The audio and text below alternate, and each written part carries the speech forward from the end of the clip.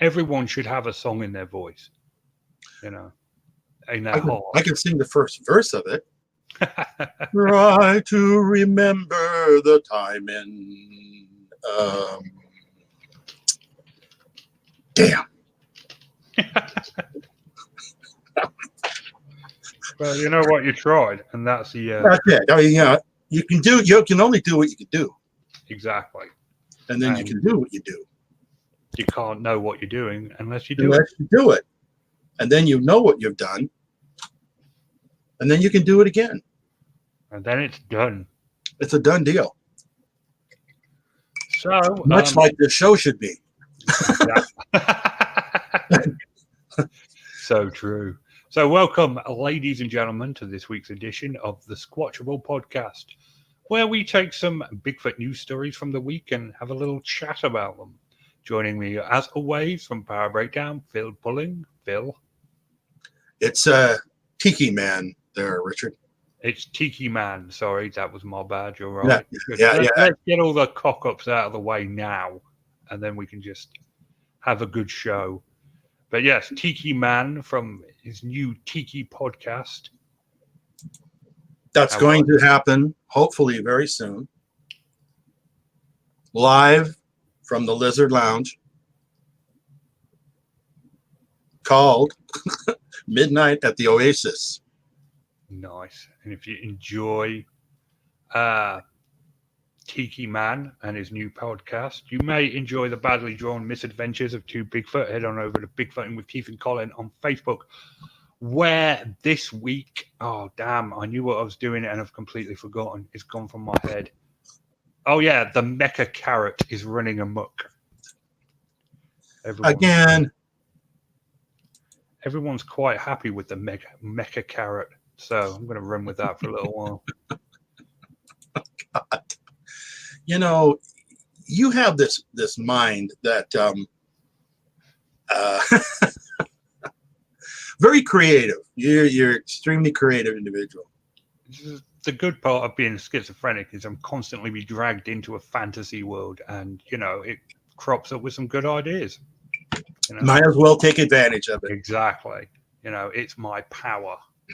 So our first story this week comes from The Journal. It is about Four Corners, Ancient Monster Quest, which I believe is a new Monster Quest special that's airing on History Channel, which is awesome because I love Monster Quest. So if they're going to do a one-off special, I'm all in for that. Farmington, Jacob Chavez was fly fishing in the cool San Juan River during harvest season with crows flying overhead when he heard the sound. It was a deep guttural growl, and he could clearly be heard over the sound of the crows and rapids. A few minutes later, whatever creature made that noise started moving through the brush upstream and away from him. Chavez, owner of Majestic Enchantment Fly Fishing in Blanco, New Mexico, never got a clear look at what made the noise, but he shared his story with the History Channel's Ancient Monster Quest film crew in August. The special explores the theory that Bigfoot has been known throughout the history of the United States through different legends and stories of creatures. The show travels throughout the country and includes footage from New Mexico and interviews with people like Chavez who have had mysterious run-ins. The Bigfoot episode is a part of a series that will evaluate evidence that monsters and other mystical creatures have existed and may have gone extinct in history, according to the History Channel. Although the hour-long show travels throughout the country, Chavez said the network's film crew spent a day shooting in the area. The episode features a small portion of legends and stories of Bigfoot throughout Arizona and New Mexico, including Chavez's own farm. Chavez is no stranger to potential sightings of a large-footed hairy creature. The story it recounts to the Ancient Monster Quest crew is the third instance he has heard or seen strange noises or shapes moving in the bush. The Four Corners, that has also been featured in Animal's long-running series Finding Bigfoot, which travels the country interviewing people who say they have seen big furry creatures. Chavez said he and his farm were in Season 5 episode and the Return to Four Corners episode the following year. The History Channel's Ancient Monster Quest originally aired in January, but will re-air at 8 a.m. on Friday. So that was yesterday. But you know what? More Monster Quest. I'm all.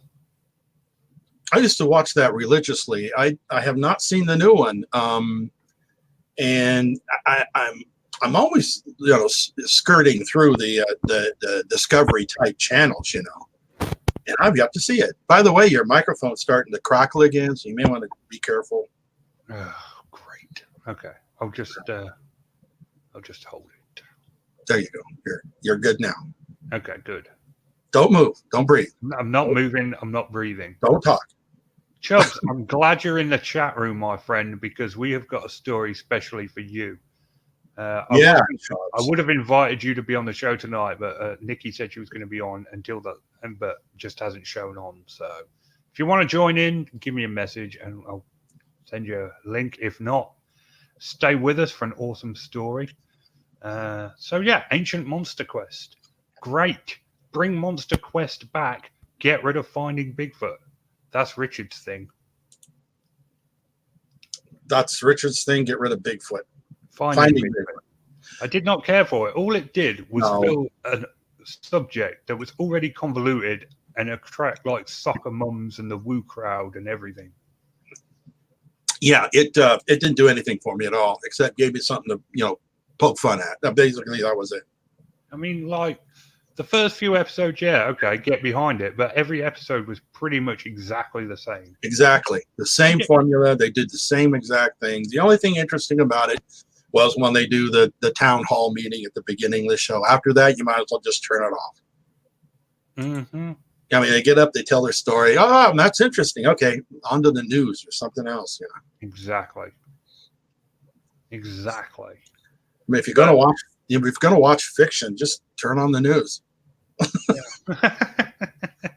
Yeah. That's what I liked about Monster Quest was that they used different creatures.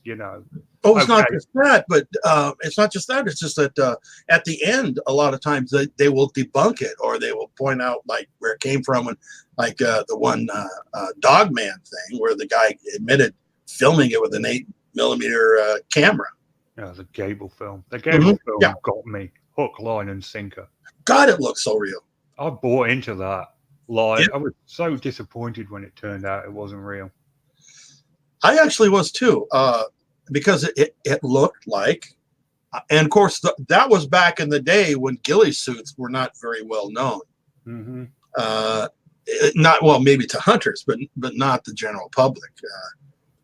It wasn't until after they started wearing them and trying to imitate Bigfoot that we became aware that, hey man, that's a ghillie suit.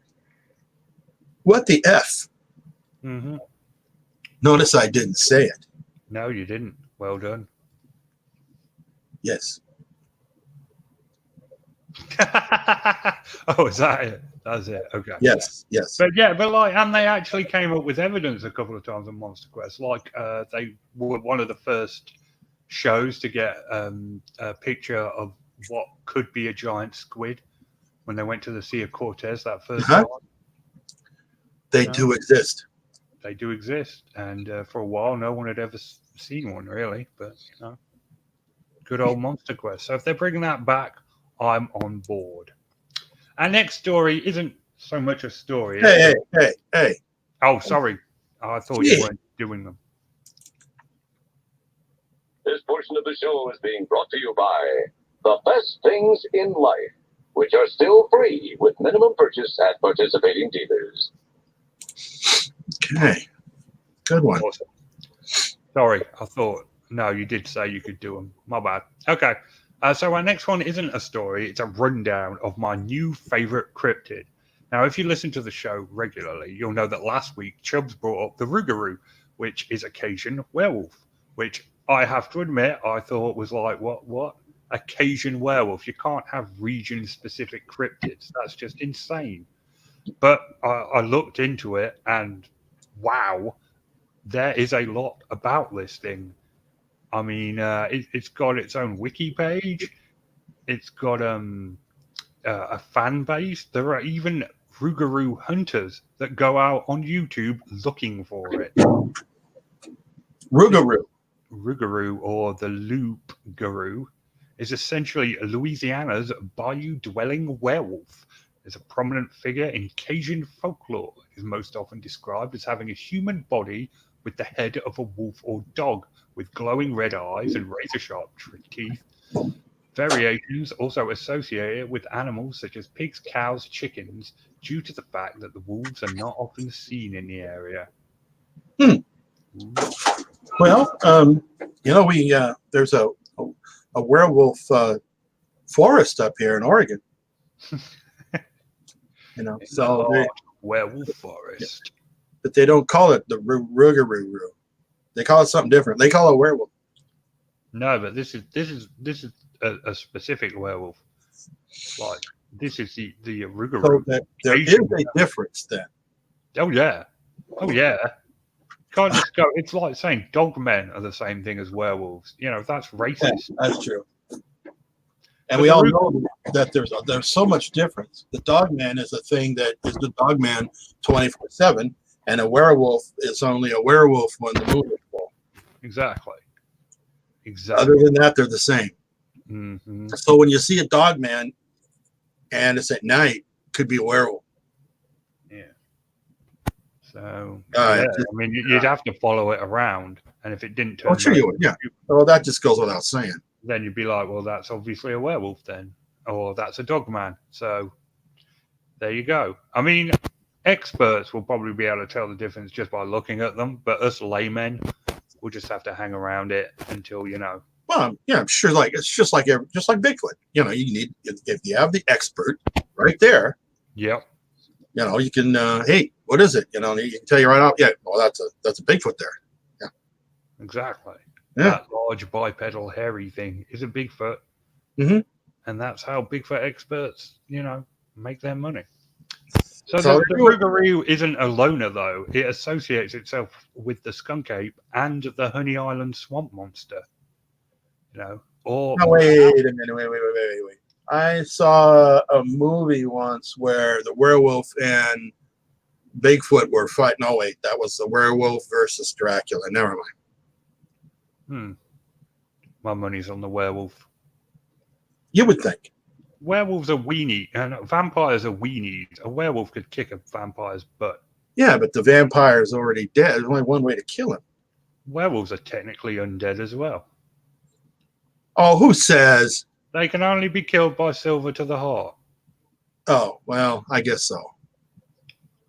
There's always a catch, Why can't they make it easy? My old dungeon master was very specific about that. So, that's for someone you can trust. So the origin of the Rougarou, it has a varied history. All variations seem to trace it back to the French. Some sources claim the myth originated in medieval France, when belief in werewolves would have been far more prevalent. A version from the 16th century paints it as being seen as something similar to a genetic disorder, rather than the curse most other versions of the myth portray the Rougarou as being. In this version, the Rougarou would live life as a normal person until some event occurred that triggered their condition. Their body would undergo a transformation, and they would develop a craving for meat. The full transformation into their Rougarou form would be completed once they had their first bite of human flesh. Ooh, creepy. So you're looking at a man-eater here. Oh yeah. God, you need to call out the game warden. Like this Rougarou doesn't mess about. It's not going to steal your chickens. It's going to eat your face off. So bear that in mind if you're hanging around the Louisiana Bayou. Well, where the alligators grow so mean. Exactly. No, there's very little alligator interaction with the Rougarou. I assume that they train them to hunt for them, like Bigfoot do with coyotes. Well, sure. Makes sense. Packs. They got a pack of gators. Yeah, to bring down deer and stuff for them to eat. All on leashes, on leashes. Then hush, let's go. Like a bobsled. Oh yeah.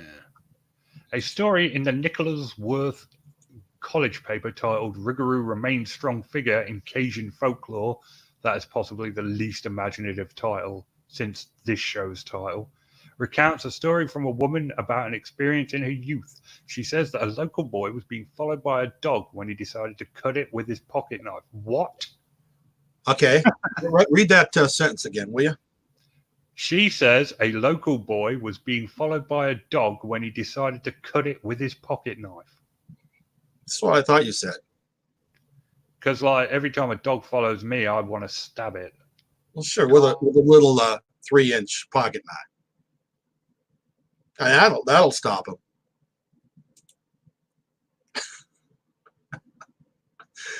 Continue. So he wanted to stab this 3-inch dog with a knife. I mean, he wanted to stab this. He was being followed, Mm-hmm. and he wanted to stab it with a pocket knife. Yeah, apparently. Okay, so what happened? What happened? Well, the next day, a prominent physician appeared in the town with his right arm cut and in a sling. Shouldn't have tried to cut the dog with a pocket knife. Right. Well, apparently this doctor was the dog man. Well, no, the Rougarou. I remember when a physician shot himself here in Lockport. A year later, the boy killed himself and left a letter that the family turned over to the sheriff. Even today, he refuses to let anyone see it. Creepy. Yeah, like a whistleblower. Nobody can see it. So the Rougarou myth is so prevalent that the term Rougarouing is become used to describe a person who stays up late or is active at night. No offense, but that sounds like maybe an Australian. I'm getting Rougarouing. It does sound Australian. Like, there's no denying that. If someone's Rougarouing, I'm going to assume that they're in Australia. But no, this is Louisiana. In Louisiana, the Cedar Point Amusement Park outside of Louisiana Is run by Rougarous. Has a roller coaster named the Rougarou.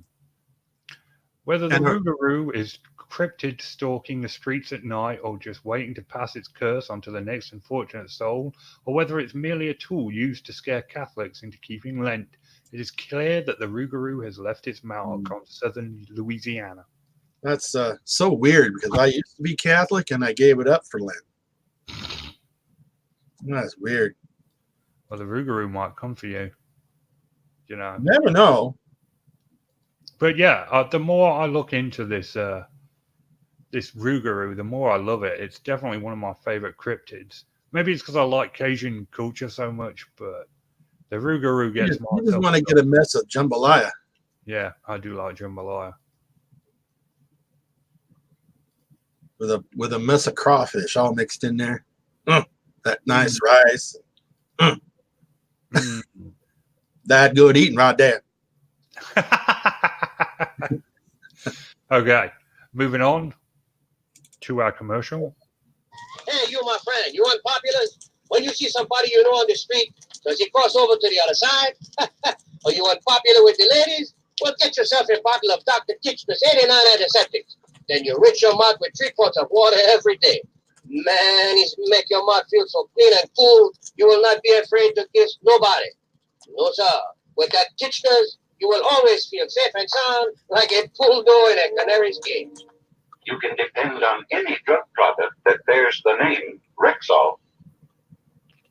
True that. You can depend on Rexall. So we have this next up on our agenda. We have this 3-minute encounter video, which can I just say, you know, this is how I want all encounter videos to be recorded in the future. Phil, please tell me you watched this because I absolutely love it and I want to talk about it. Well, refresh my memory. Start reading, and I'll probably remember it. Well, it was just an ordinary day. Him and his buddy were going for a hike and heard some weird noises, so they decided to search around and found all kinds of bones. They got the drone out and flew it around and found all kinds of more bones everywhere, like something had been demolishing the deer. This is verbatim, by the way. So they took the drones down to the caves where they heard all kinds of creepy noises where they recorded, and if you listen closely, you can hear them on the video.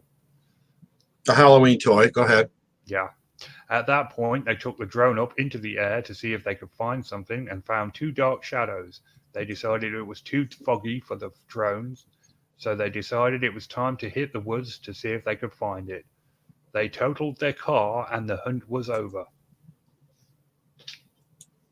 They totaled their car and the hunt was over. That's verbatim what they said. Okay, so they missed the part where they actually filmed the Bigfoot. No, it was on the video. I still can't show graphics, but if you watch the video, the links are in the description. You'll see that there's actually like an arrow pointing at like a shadow on the ground. Yeah, but that's just part of the original video is like 12 minutes long. Uh-huh. And then I shortened it to like 4 minutes as a breakdown. No, that's the Squamish Sasquatch video. Did you? Yeah. Are we talking about two different things? No. No. So who posted that? That was posted by doing it in the outdoors, something like that. No, it was one sec. Let me just it's a Salt Fork Grassman video. Oh yeah. Just Yeah, there you go. Salt Fork Grassman video. Kingsley's World is who posted that. Okay, so that's not the original poster. No. He just he took out the Bigfoot and everything else, but I did a breakdown of that one, the Ohio Grassman, and at Salt Fork State Park, and I think it was called "Do It in the Outdoors" is the name of the original poster. Now my breakdown is no longer on YouTube because "Do It in the Outdoors" filed a copyright strike against me, and you can no longer use the fair use as a defense against a copyright claim against your channel or your videos. You used to be able to use those, no problem at all, because fair use is fair use and it's legal. But YouTube doesn't have to be legal. They don't have to follow the federal law because it's a privately owned company and they make the rules. So they come up with arbitrary rules and you have to follow them or you're gone. One of them happens to be if someone files a copyright claim against one of your videos, you're sunk. You file a counter notice against it, they'll reject it. If you try to use fair use for commentary, reporting, parody, or education, and say I've only used a portion of it to explain what I'm talking about or to demonstrate what I'm talking about. You know, and that's it's illegal for them to do that if in fact this was a public forum, but it's not. So they get away with it. And he was the last one to file a copyright strike against me, making number 3, which is pretty rare. Normally during a 1-year period, I might get a copyright complaint maybe once every couple of months, and then I would file a counter notice and I'd get it back. And I contact the people and I says, look, you want me to take it down? I'll take it down. Then I'll take it down. Or I'll contact them immediately. He says, look, I don't want the strike on my channel. I'll tell you what, if you remove the strike, I'll take down the video. And 50% of the time, half the time, they'll do it. But not this asswipe. This was Do It in the Outdoors. Yeah. No, he emailed me and he cussed me out and all kinds of stuff. And since my counter notice is, by the way, three copyrights in 3 weeks. Unprecedented. It's like someone has it out for me and he's contacting people that I'm making videos about and encouraging them to. I'm guessing, but it just seems that way. Because this is very, very rare that I would get this many copyright strikes in a 3-week period. And I can't file counter notice. So when I file the counter notice, it's rejected. So now I've got 3 strikes. There's nothing I can do, and I lose my channel in 7 days. So, well, actually now, 5 days? So Para Breakdown will be gone in 5 days. Thank you, YouTube. Absolutely ridiculous. Oh, what part of Colorado? And that sucks. I did allocate a great deal of time in the next video because the next video is your video. Oh, you can still go to my channel. I can't upload any new videos to my channel. Oh, that's No, I can't. ridiculous.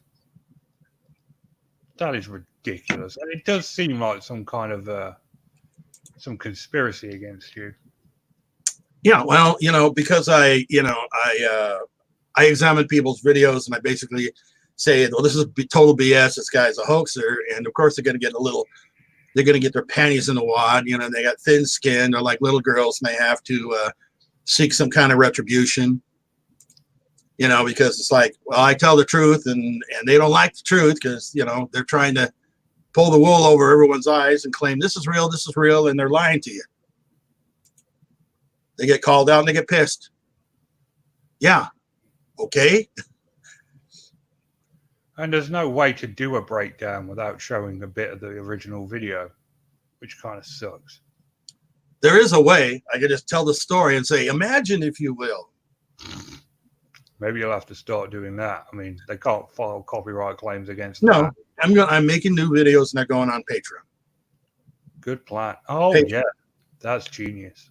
Yeah. So, and my newest video is on Patreon right now. Never before seen, and I can't get it on YouTube, so that's where it is. I should make some kind of an announcement on YouTube, a live announcement, letting them know where I'm at. Yeah. And it would be cool if I could get like my subscribers to donate like $1 a month. That's all I want. $1 every month. That's it. Yeah. Okay. I mean, you've got a lot of subscribers, so that'd be like what, 50,000? Damn. Well, I mean, if they're not, all of them aren't going to do it, but if 10% of them did it, I'd be making, I don't know, what, $300-400 a month, maybe, which is pretty darn good. I mean, it's more than I was making on YouTube after how many years? 6 years.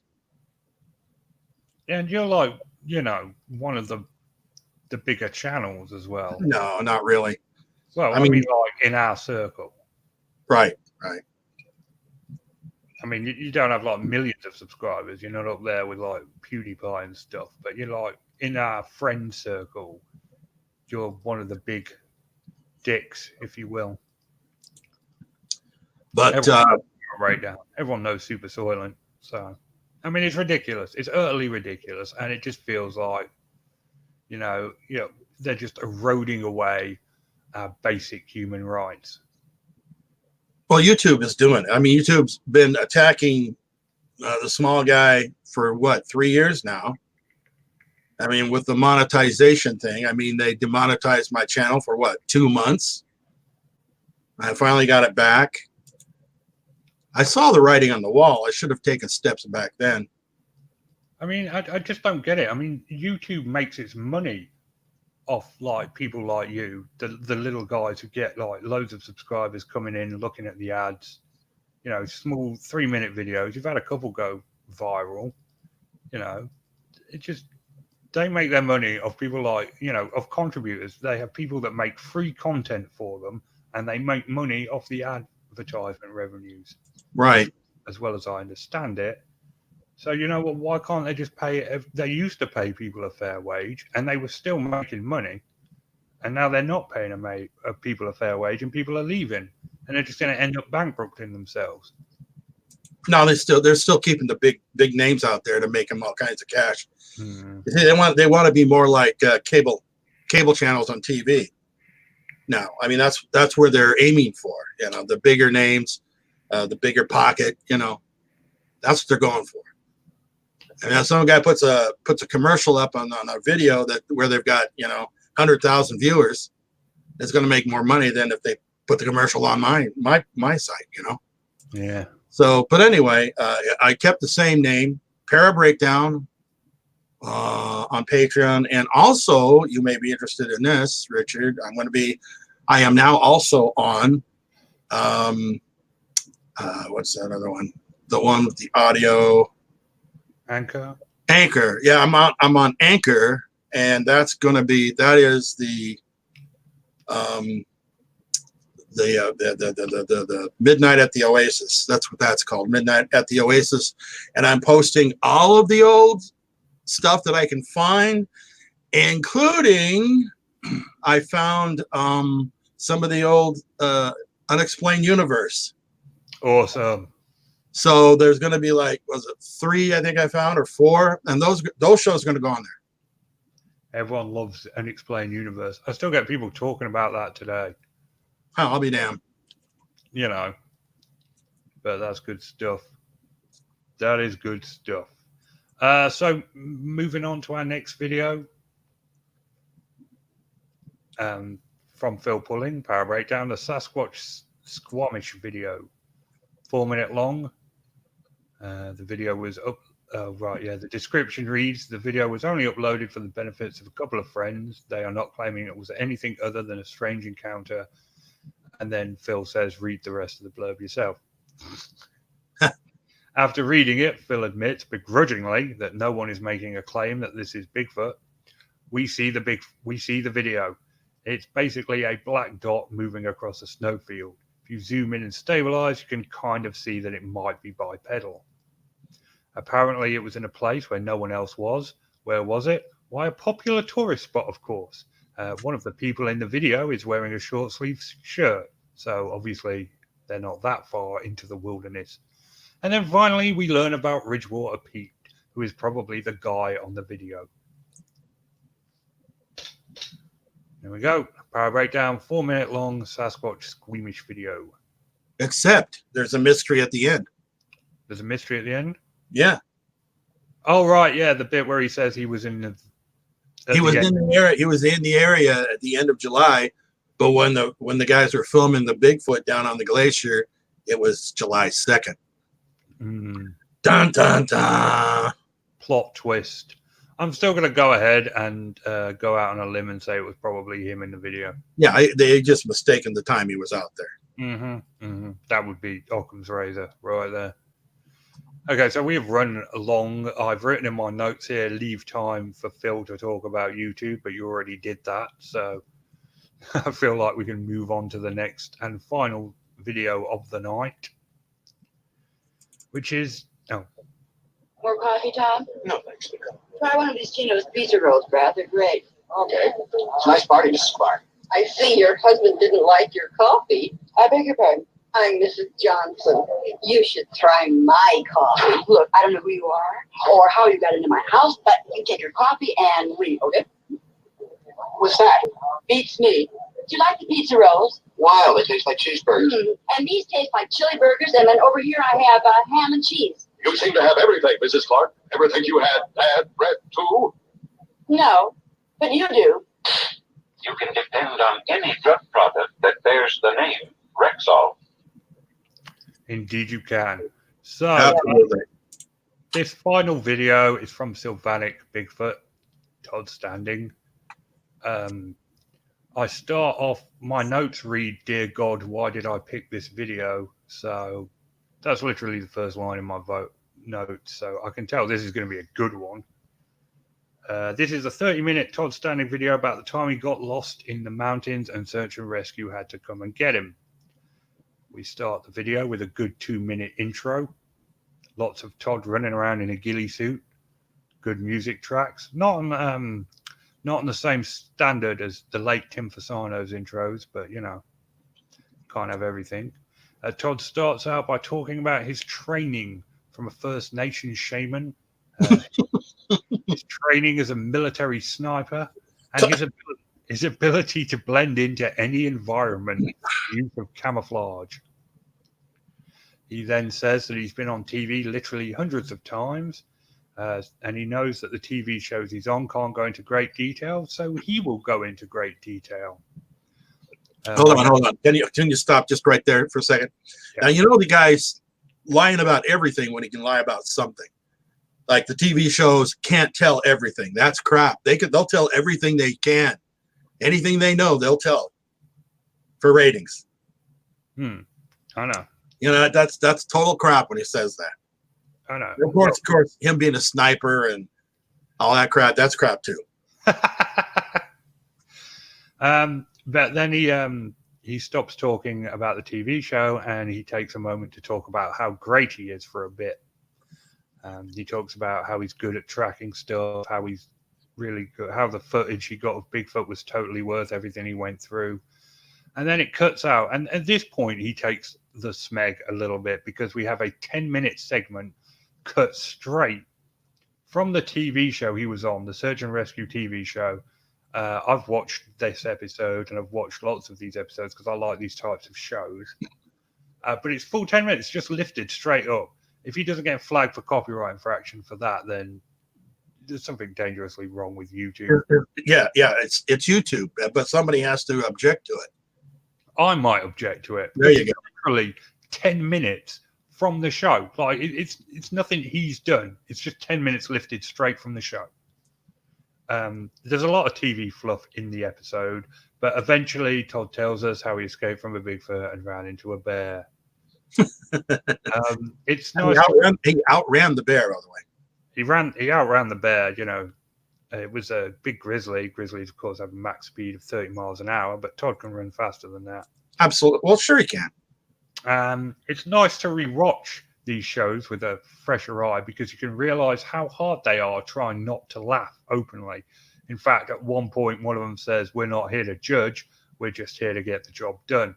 They also seem like they were extremely pissed off about the whole thing. Yeah. When he comes out of the woods all fresh and clean. And yeah. I was lost in the woods for over a week now. Sure you were. So after this 10-minute, and I know I've objected before, but man, it's literally just straight from the TV show. That can't be right. But anyway, we go back to Todd, and he tells us how he's currently a full-time Sasquatch researcher because, you know, of his GoFundMe and documentary. Thank you, morons. He talks about most of the time he'd failed to get anything tangible. God, jeez. I've gotten quite bitchy at this stage in my notes. Yeah, I mean, you actually lasted this long through this video. And I literally write, like, where the heck was I when he produced something tangible in capital letters? Todd talks about how great he is for a bit longer. He drones on about how this one amazing tracker is the only one who could track him, but this tracker's terrified of Bigfoot because a troop of Bigfoot kicked his ass once. Would it be a troop, you think, or a whoop of Bigfoot? I think it'd be a whoop. It's a whoop of Bigfoot. Yeah. So I'd say a whoop of Bigfoot. He goes on to say that this was a successful expedition. It sucks that Fish and Wildlife got called out for him, but you know, Todd was desperate to get on TV. And I was seriously getting angry when I watched it. Todd was just being Todd. Mm-hmm. And he needs to be avoided at all costs. He tells a story about how he fell asleep in a tree, and he uses the expression, "a bloody Wolverine came after him." I would just like to take a moment to say that this is absolute horse pucky. I don't know anything about bears, cougars, wolves, or any other, but I know about mustelids. I raise ferrets. I have studied mustelids extensively. Wolverines avoid human contact at all costs. There was a time within my lifetime that we knew more about Bigfoot than we do about Wolverines. They avoid us like nothing's business. Can I just ask a question? Yeah. Do Wolverines climb trees? Yeah, they do climb trees. Oh, okay. I'm just wondering. But they avoid us like the plague. You talk to Wolverine researchers, they have to work really hard to get any sort of, video evidence of them. Usually they have to leave camera traps out because the Wolverines won't come around when they're there at all. But so this story is obviously crap. We cut away. There's more talking about how great he is, how he's been mapping the area with his super keen senses. He corrects them because in the TV episode they talk about how he didn't know the area very well. He has to correct them because obviously Todd is great. I'm not going to read that next. Yeah, well, that's good. That's real special. He talks about how he leaves an obvious trail into a cave and sets up a recorder to outsmart the Bigfoot so he can infiltrate their camp. So the Bigfoot males will follow his footprints to the cave, and they'll hang around outside so he can get past them and get into their Bigfoot camp.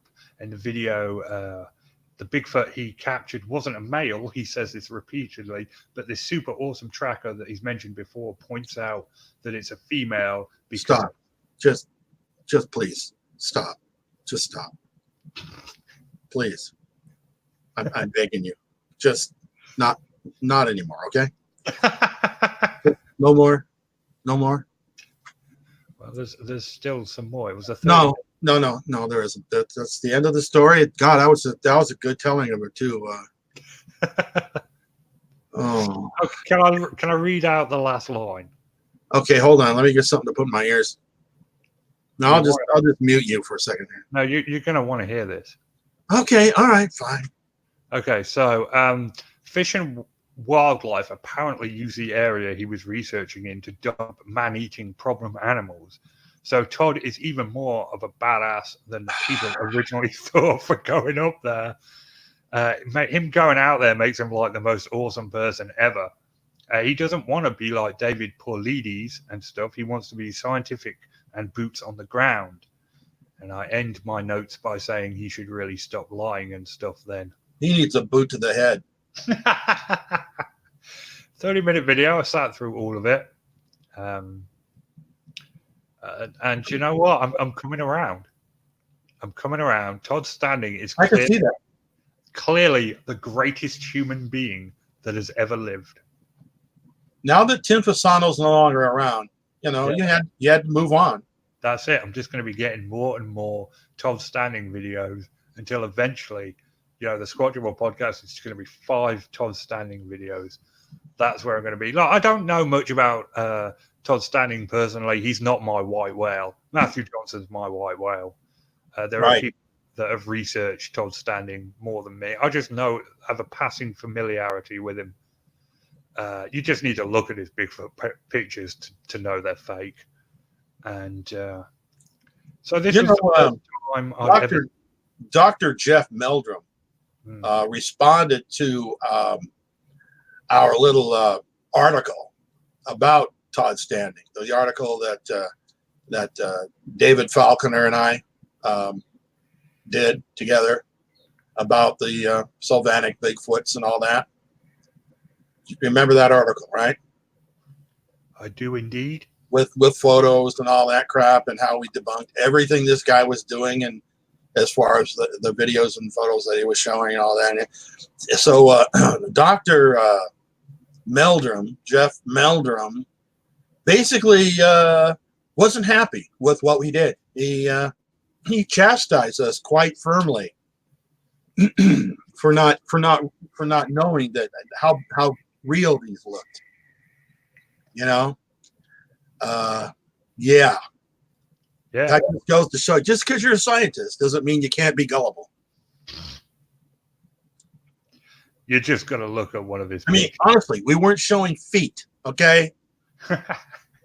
He's a foot guy, and he knows anatomy, and but he doesn't know a fake haircut on fake hair when he sees it, obviously.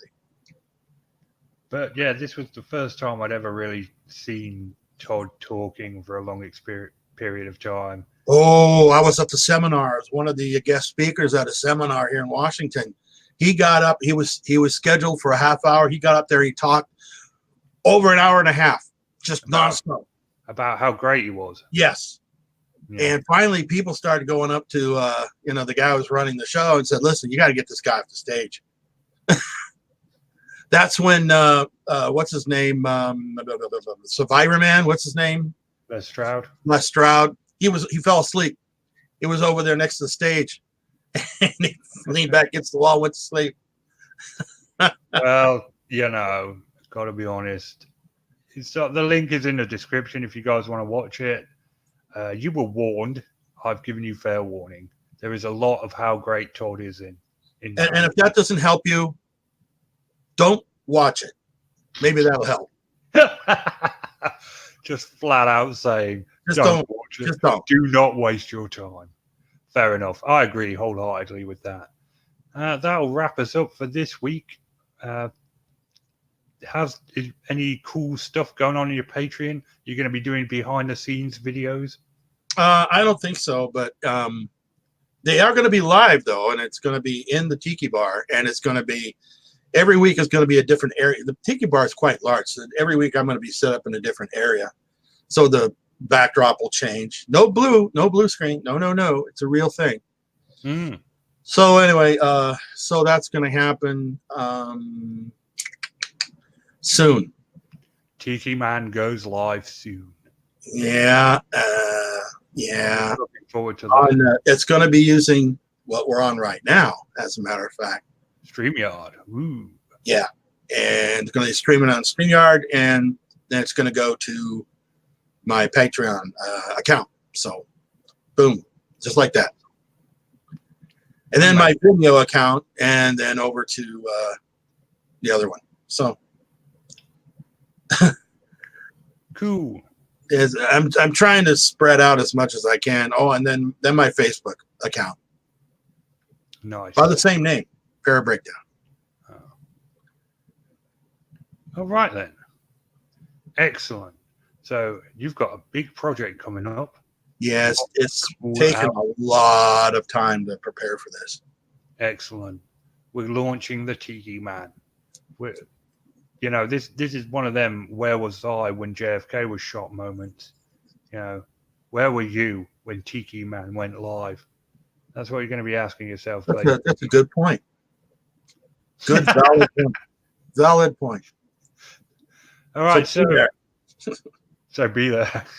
So we will return next week, despite the hopes of many, with more Bigfoot-related news and possibly videos.